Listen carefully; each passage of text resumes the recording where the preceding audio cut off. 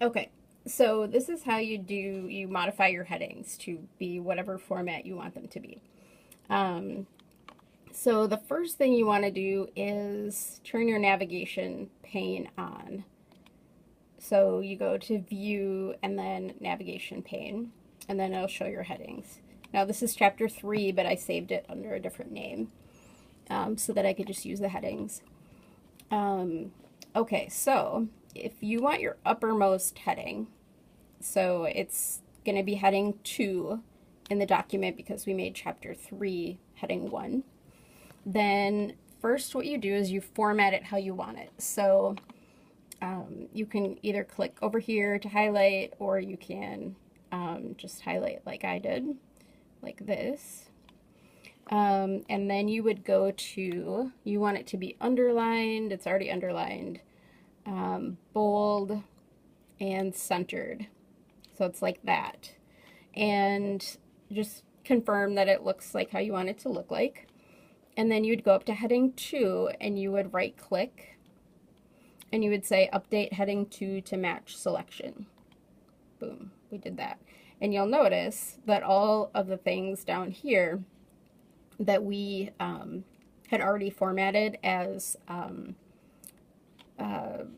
what is it, heading 2, automatically changed. So you won't have to go through and do this for everything. Once you change it, it's changed. So let's make this one your second highest heading, which you wanted to just be centered. So then we will just take off the bold, we'll take off the underline, and then we will do the same thing, like we'll right click and we'll update heading 3 to match the selection. And then you'll notice that it's formatted like you want, and then this text up here should also look like what you want it to be formatted. You'll notice this is bolded and underlined now. And then over here, since we designated it as heading 3, you'll notice that it popped under, so now it's a subheading under our heading 2. So then this is our another heading 2 that we have right here. I just put that in there so you could see that it stays like that. And then if you want the third highest heading, you just do the same thing. So the third highest heading would be underlined and then justified at the, or not justified, but aligned at the left margin. And then you'd want to go up to heading 4. And then update heading 4 to match your selection. So underlined and the left margin. And if you go over to your navigation pane, you'll notice that it's indented a little bit more than that one that we did up there. So that kind of confirms that it's a subheading that's further down the chain than that, than heading 3. And then it gives you heading 5 here. I don't think that was there before, if I remember correctly.